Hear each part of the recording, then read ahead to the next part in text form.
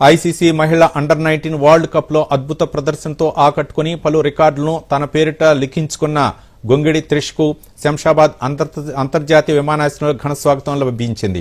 ఈ రోజు తెల్లవారుజామున శంషాబాద్ ఎయిర్పోర్ట్ కు చేరుకున్న త్రిష్ కు హైదరాబాద్ క్రికెట్ అసోసియేషన్ అధ్యక్షుడు జగన్మోహన్ రావు పుష్పగుచ్చం అందజేసి ఘన స్వాగతం పలికారు. క్రికెట్ అభిమానులు కూడా పెద్ద ఎత్తున ఎయిర్పోర్ట్ కు వచ్చి తెలంగాణ క్రీడాకారిణికి అభినందనలు తెలిపారు. ఈ సందర్భంగా త్రిష మాట్లాడుతూ జీవితంలో ఒక్కో మెట్టు ఎక్కి ఈ స్థాయికి చేరుకోవడం గర్వంగా ఉందన్నారు. తామంతా పడిన కష్టానికి సరైన ప్రతిఫలం లభించినట్లుగా భావిస్తున్నామన్నారు. రాబోయే రోజుల్లో మరింతగా శ్రమించి ఉమెన్స్ సీనియర్ టీంలో చోటు సాధించడమే లక్ష్యంగా ఆడతానన్నారు.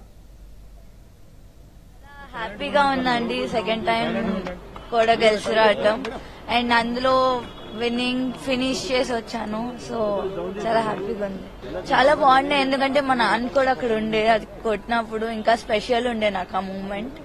అండ్ ఫస్ట్ సెంచరీ కొట్టినందుకు కూడా చాలా స్పెషల్ మూమెంట్ అది నాకు. సో లాస్ట్ టైం అంత ఆపర్చునిటీస్ రాలేదు, వచ్చినప్పుడు కూడా ఆడాను కానీ లాస్ట్ 3 runs ఉన్నప్పుడు అవుట్ అయ్యాను ఫైనల్స్ లో.